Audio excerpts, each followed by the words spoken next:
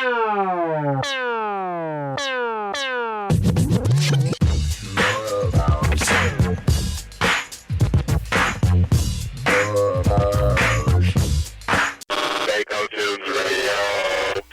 Matt. Hello, Terry. Oh, yeah, you got Lester as well. How you doing, Lester? Man, you know what? I am Bakersfield. Yeah. You are. So you guys are semi-regular visitors to Bakersfield, because I've seen you guys here going back to when Zapp 2 came out. Oh, my God. Yeah, the first time I saw you guys played at the Civic Auditorium here, and you guys opened up for Ready for the World. Blew them off the stage. Well, hey, man, look, listen, Ready for the World was, hey, man, that was a wonderful time in our life and a wonderful time in our career. I do remember that. I remember coming here. I remember the tour. Headlining. No, that was... They were headlining. Roger and you guys together as a unit were able to kind of perfect that perfect balance between, dance music, have all the dance songs, but the slow jams were equally as popular, if not more, when you look at the number of slow jams that became hits. I Want to Be Your Man, Computer Love, Slow and Easy, and then, as I mentioned, As We Lay also. What does it take to make the perfect slow jam?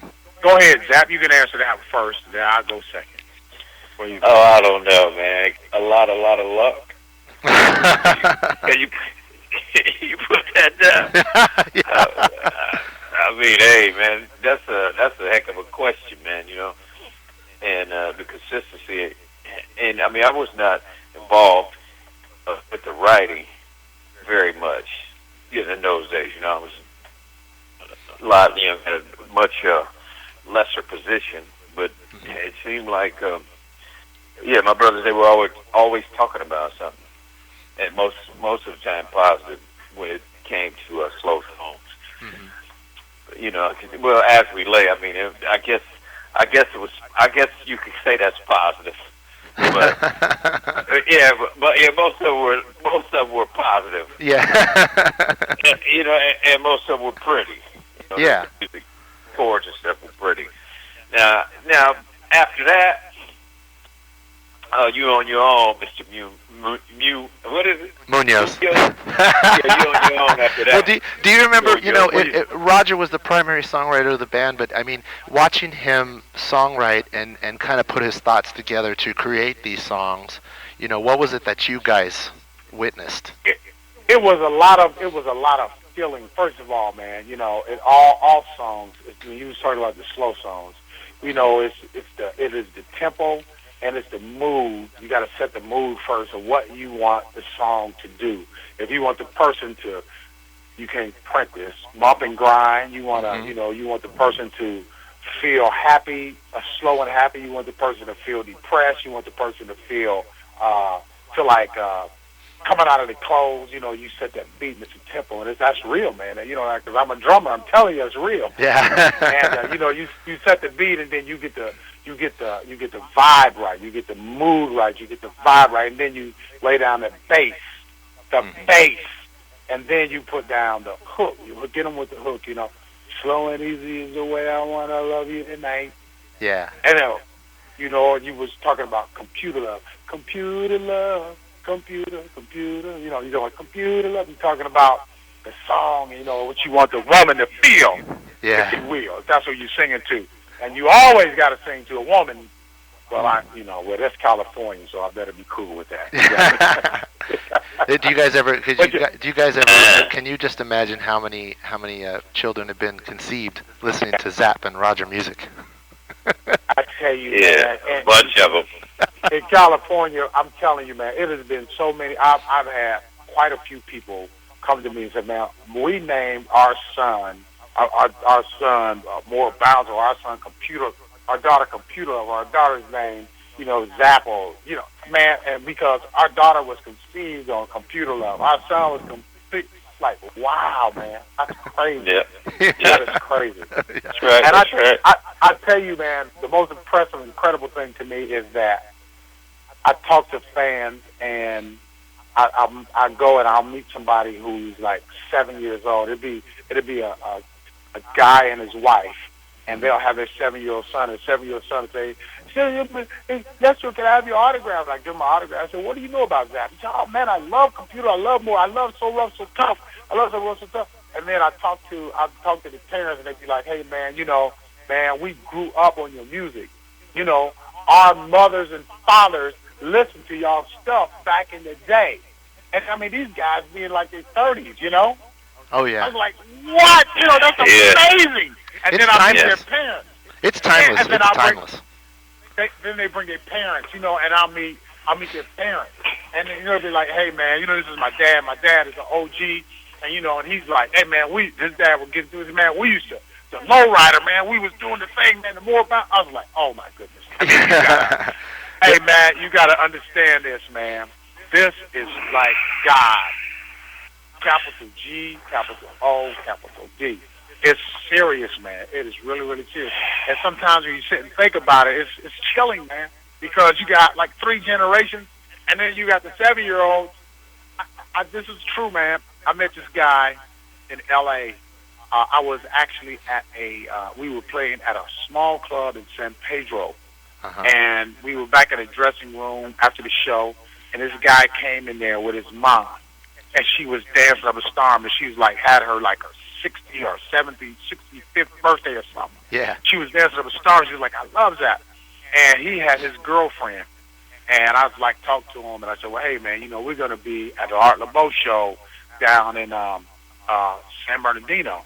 I said, "Well, if you I gave you my numbers. If you like to come, man, it'll be like in about 8 months. Just call me." And the guy called me. And when he called me, I invited him to the show. His name is George. Yeah. George came to the show. When he came, he brought his girl, man, some of his friends. They flipped out. They loved the show. And then about the next year, he called me before we came. He said, "Man, can I bring my daughter?" And I let him bring his. I said, "Sure." I invited his daughter and him and his wife, and they came. And his daughter was like 7 years old or 8 years old. And she came to the show, man, and he called me 2 years ago and told me that his daughter, because I met her, I brought her backstage, and I met her, and his daughter did a book report. That's awesome, truth, man. That's wow.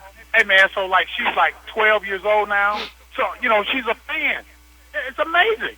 That is amazing, man. So I didn't mean to take you down Joe's barn because I could talk all night long. Oh no, that's totally cool. I appreciate that because I've been following you guys for so many years from all the original stuff to now. I've seen you guys numerous times. I've always been curious. What do you guys think about today's R&B music? Because the Zapp and Rogers sound with the boom clap.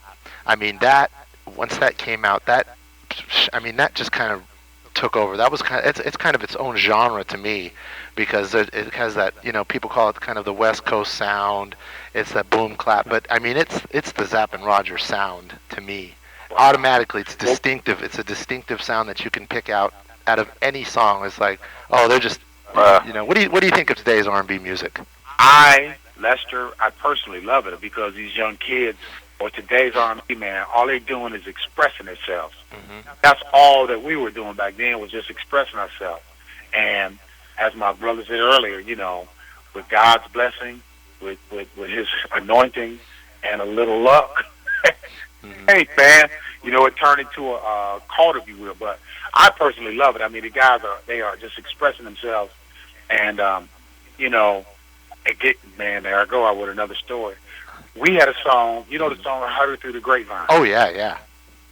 That song was recorded, Marvin Gaye did it, the Temptations did it, Gladys Knight did it, Creedence Clearwater Revival did it, right? Mm-hmm. And they were all #1 records. 4 groups, they were all #1 records. And we did it. It was a #1 record. We played a show with Gladys Knight when that record had just reached #1. We played in Chicago. Mm-hmm.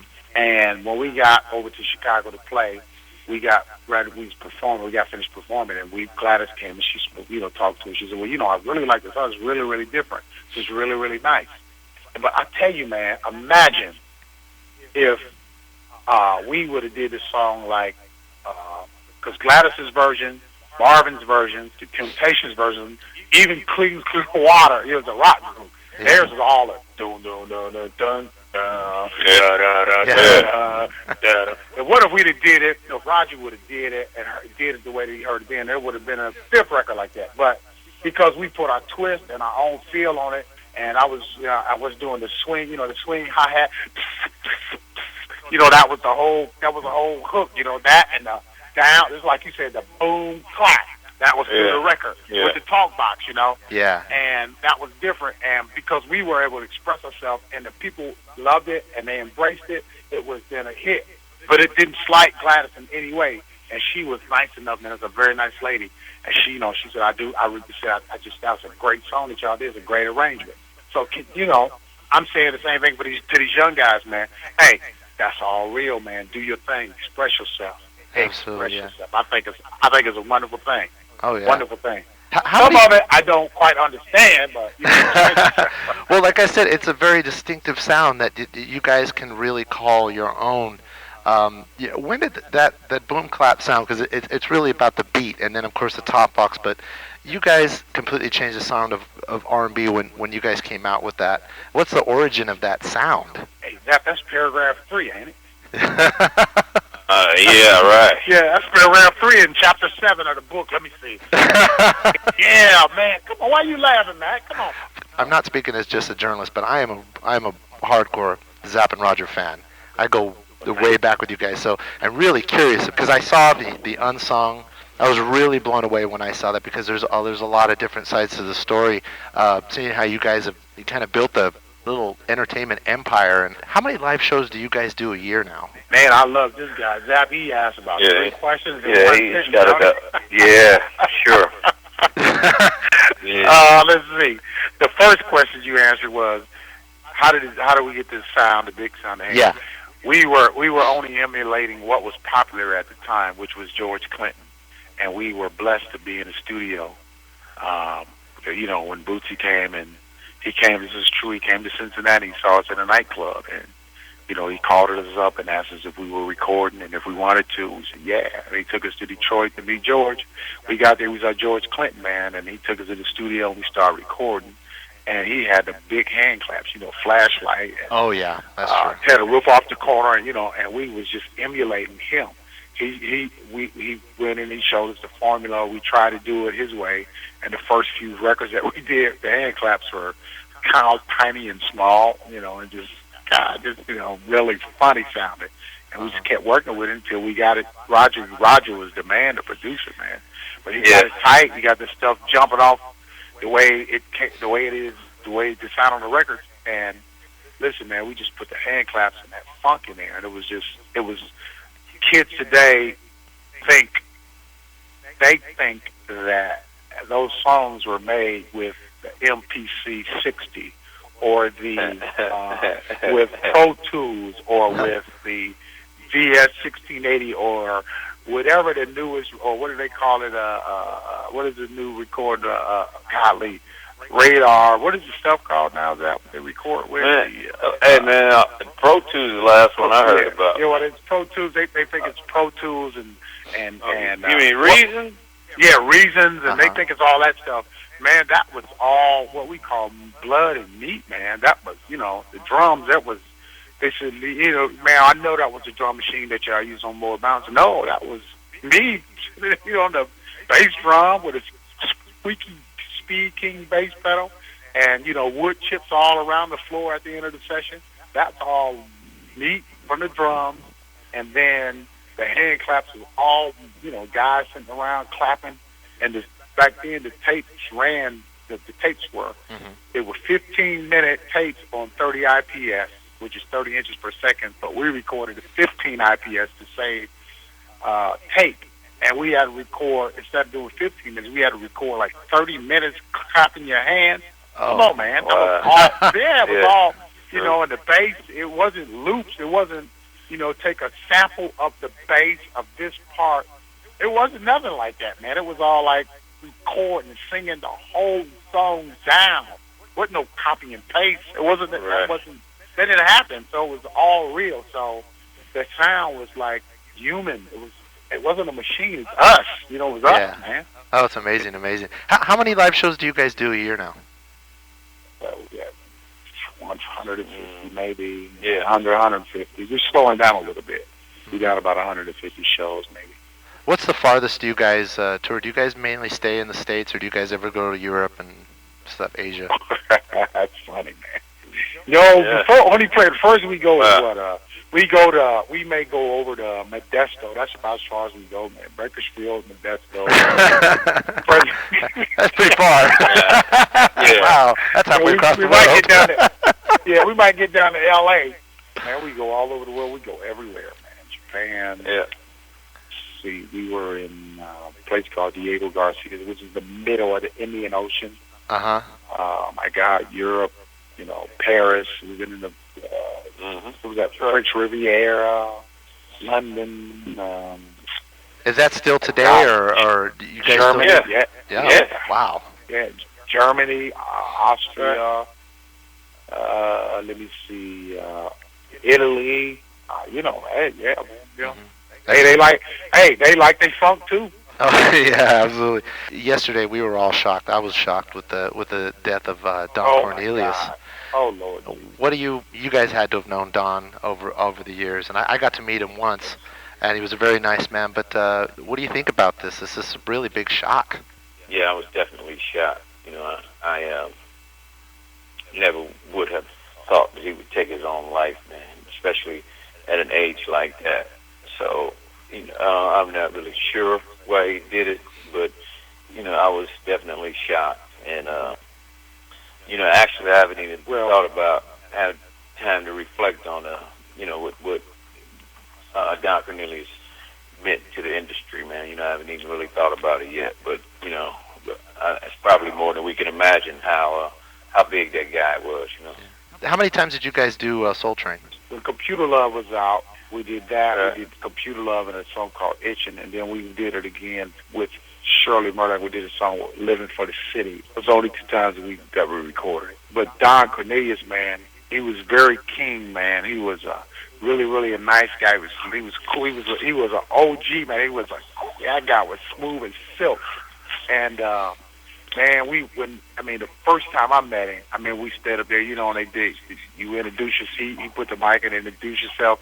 Man, I was shaking like a leaf. I was like, man, I'm on the Soul Train. Golly. Hey, man, and then he asked the questions, and he started talking about our studio at the time. He's like, yeah, and there's a place on the corner of Salem and Catawba down in the hood in Dayton.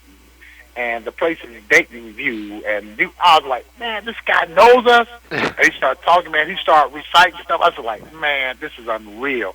Yeah. And then when we went back again, it was like he just gave us, the green light, man. It was just beautiful. It was beautiful, man. The guy he was a class act. With him being gone, man, I go to a barbershop, and the barbershop, some days they sit in there and he has these Soul Train.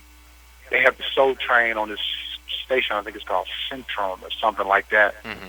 And they show the episodes, man. And all the people would be in the barbershop. They'd be like freaking out, man, because the stuff that he's doing is coming back now. It's coming. It's serious, man. Yeah. So right. Don Cornelius, man, he was a trendsetter. Imagine that, man. Yeah, You talk about us. You talk about us setting the trend, us having a sound. That guy was on it. He was the real live man. And God bless Don's soul, man, and God bless his family. I didn't know his family, but God bless him, man. God bless him. Yeah. We're going to miss him. Oh, absolutely. He was a real, as we say in the group, he was a real boy, man.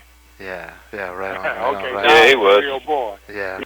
Now that's a real icon there. Yeah, definitely. There's icon. Definitely. We little bitty ants in the pond, but that guy was for real though. Mm-hmm. Mm-hmm. And let me get one more question. Thank you so much for all your time. You guys have been really. Really one more. I don't believe it. I don't believe it. It's gonna be about 5 questions in one. Hey, I can't help it. I'm a little excited talking to you guys. You guys are some of my idols. Okay. What are you guys going to be performing at the show? How much from the catalog? No, we're not telling that, man. Very little. Very little. Look. Yeah, tell them that. Yeah, tell them that we decline to answer that. You can write that in there. Tell them that we said that the members of Zapp said buy a ticket and then you'll find out. Okay. No, Art LeBeau told us, he said, look, listen, guys, you know, when you come here, you be coming and you be doing all that dancing and all that spinning and all that, you know. He wants us, came from Art LeBeau. Yeah. We've got to do all of the versions of the songs in elevator music. So we're coming with the string quartet. We'll have our tuxedos. Come on, man, you laugh. We're going to have our tuxedos on, and we'll be doing the string quartets of the versions of Do I Did It, you know. I said I want to blow. Why you laughing, man? What's up? I believe you guys might actually attempt to do that. I have seen you guys come out with the big guy wearing the diaper. Yeah, that was, hey, man, that was in our Alter Ego days, man, you know. Yeah. I think I've met Lester. I think I've met you a couple times because let me see, Zapp came back over to Bakersfield once with Cameo and the Mary Jane Girls over at the Fox Theater, and I was actually on the sound crew for that one.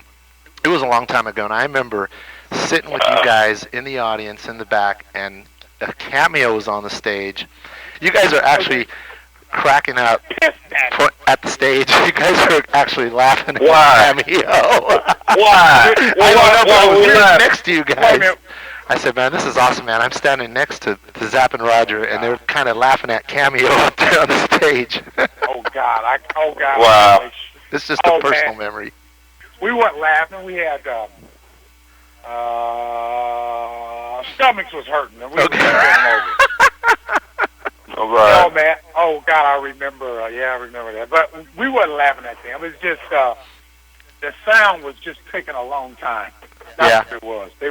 We were just laughing about that. Yeah, it was one of those really late nights, and I remember Cameo was still sporting. He was still sporting the cod piece, and I thought, well, maybe you guys are like, man, these guys need to put the cod piece down and move on or something. The cod piece. Wow. Yeah. What you call it, the cod piece? Yeah, the old school Cameo cod piece. Yeah. Oh, that red one. Yeah, right, the cock piece. Yeah.